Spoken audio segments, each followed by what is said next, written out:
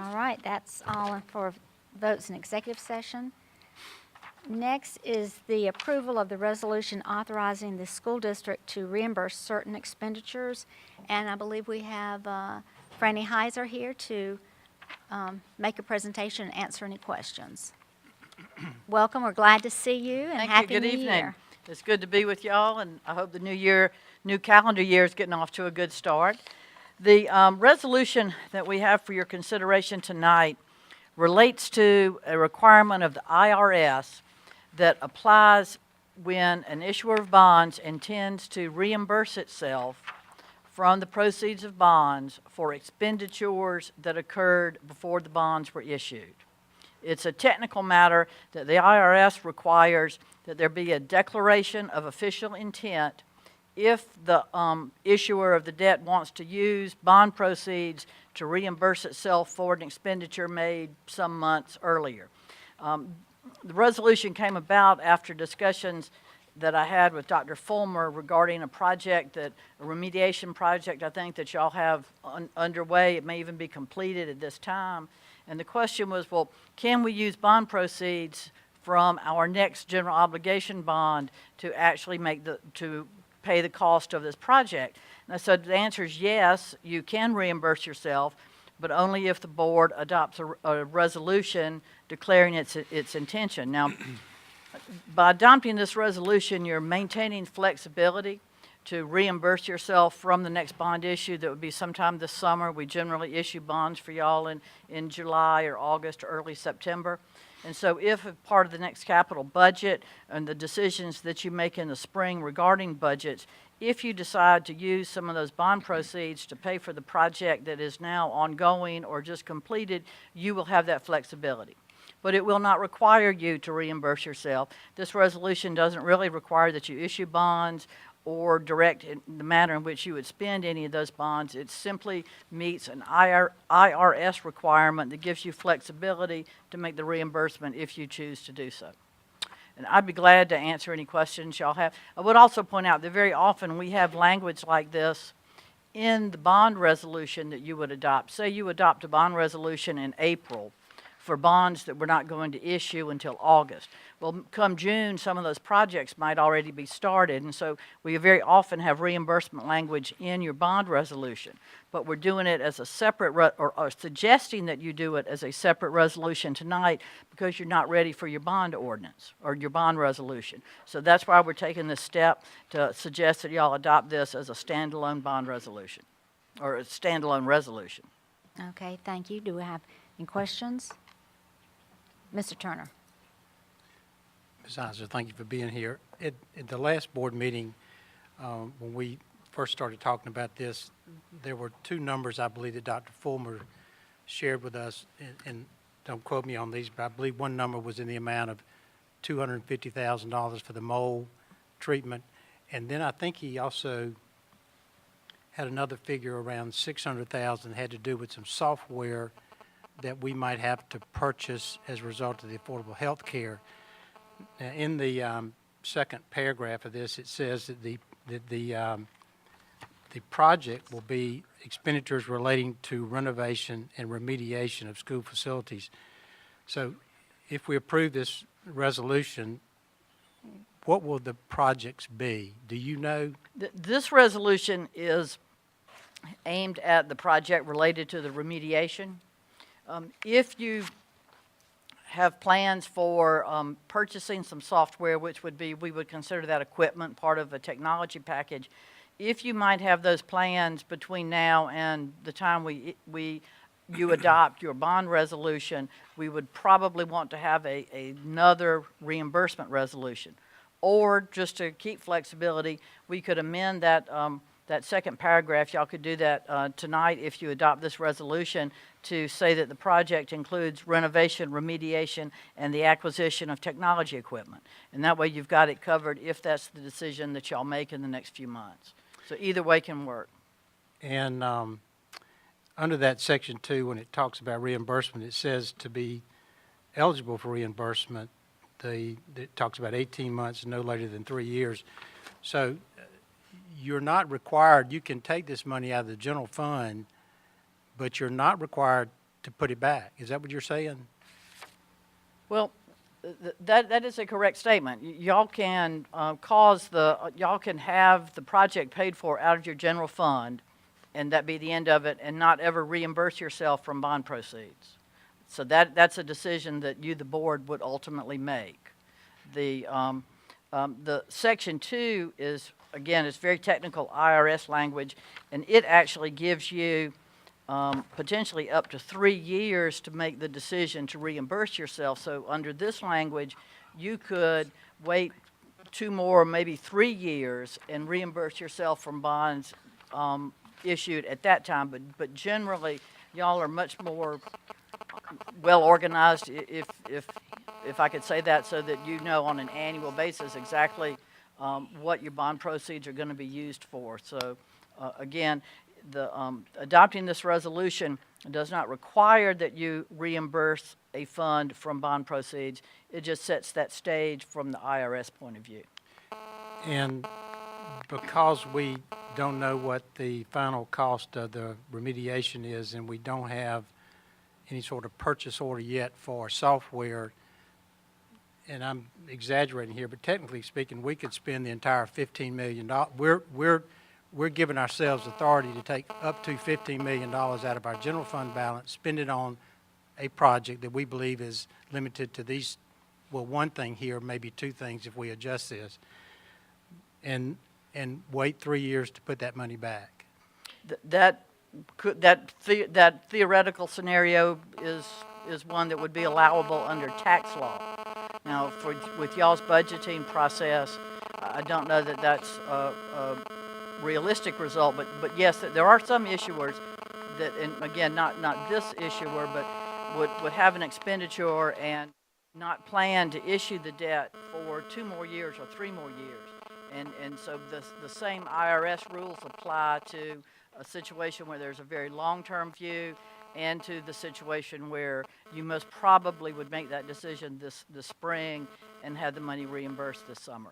And I also would say that as far as exact amounts, that those are the things that y'all would control through your budgeting process, through your approval of contracts and things like that. So this document does not get into that level of detail. Right.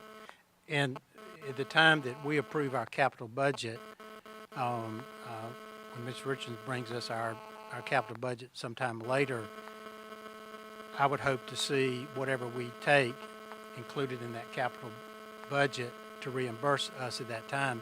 But that's a decision that the board will make at that time, how much of what we take we reimburse ourselves then. That's an option we have. Yes, sir. And I know this, we've had a lot of conversation, I think you've been a part of them too, about the value of maintaining a sizable or sufficient general fund balance in order to keep our ratings good, to not have to raise taxes to fund that general fund balance because we kept it strong. So I hope that in approving this, I would recommend, Madam Chair, that we go ahead and add that other language for that technology, or if we can, if we can be more specific than technology, that it be software and define that in some way, and go ahead and put that in there. And then we've got some understanding that the figure we're talking about is $850,000 potentially being spent here.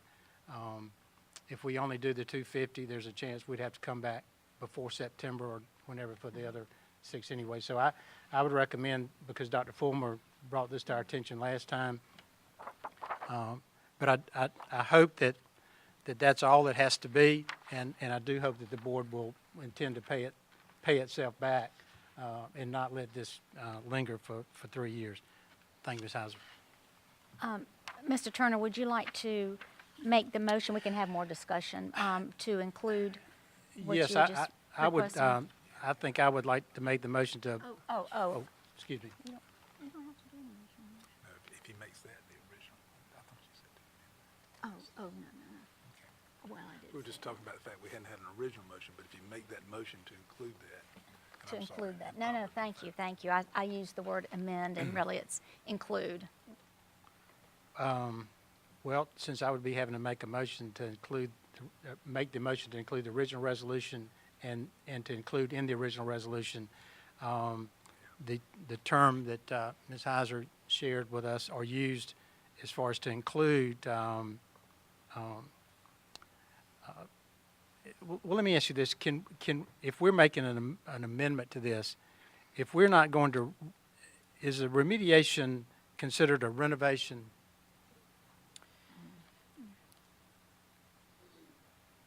In a certain respect, it is, because you have a facility that has had, you know, renovation, repair, remediation. I mean, I don't think those are exactly terms of art that have a specific legal meaning, so there's some flexibility in how we could describe that. I mean, you could use the word remediation, you could say to repair school facilities, and I think the phrase related to the technology acquisition is to just say, include the word software, and then I think you'd have, in the document that we would then prepare, as it would be reflected in your minutes, that would include both the physical work on the school for the remediation, as well as the acquisition of the technology software.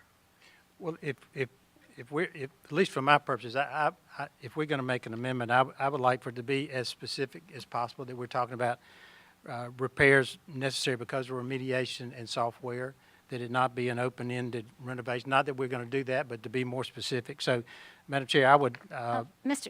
Turner, okay. I was just, if you don't mind, I was just talking to Mr. Gant, and we think it might be cleaner if he, and he's ready to make the motion on the original, and then if you would make your amendment. That's fine. Okay, Mr. Gant? Madam Chair, I'd like to move that we approve the resolution authorizing the school district to reimburse certain expenditures prior to the issuance of the school district, by the school district, of its tax-exempt debt shown in Exhibit B. Is there a second? Ms. Baumgartner seconds. Any other discussion? I think my discussion would be the amendment. Okay, Okay. Go ahead, I'm sorry. go ahead, Ms. Baumgartner. I would just, before we have the changes proposed by Mr. Turner, I think they sound great, and but I just wanted to get Mr. Richardson's viewpoint on, do you think that this is a good amendment? We just, you know, as Mr. Turner has proposed, you see that it would increase flexibility? I don't think mine's turned on.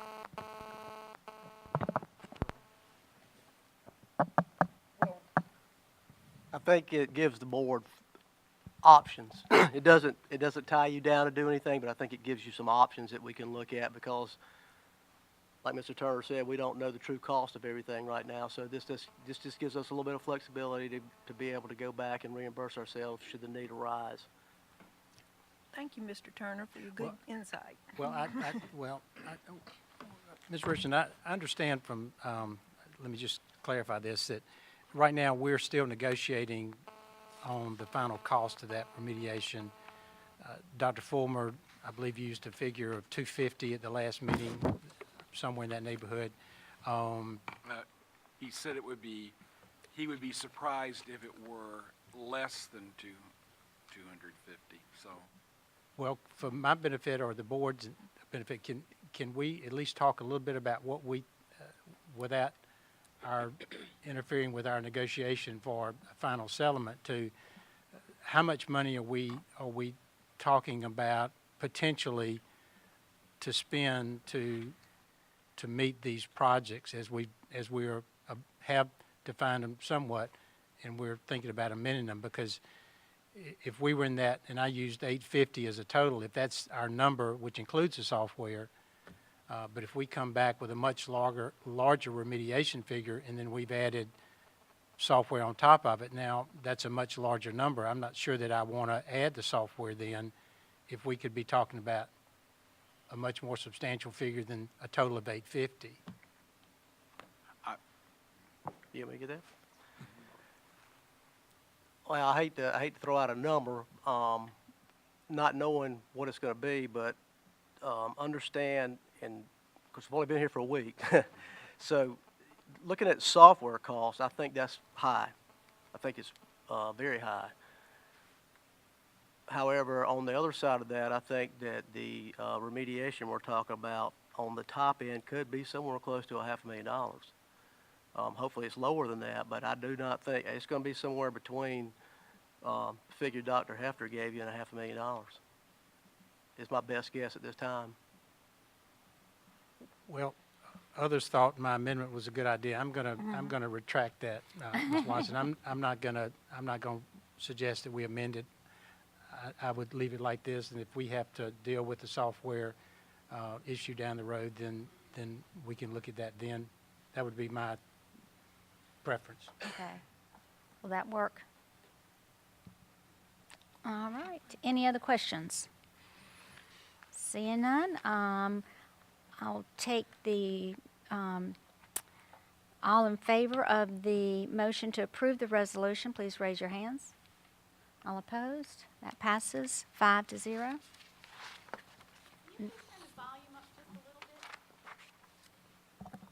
Number 14 is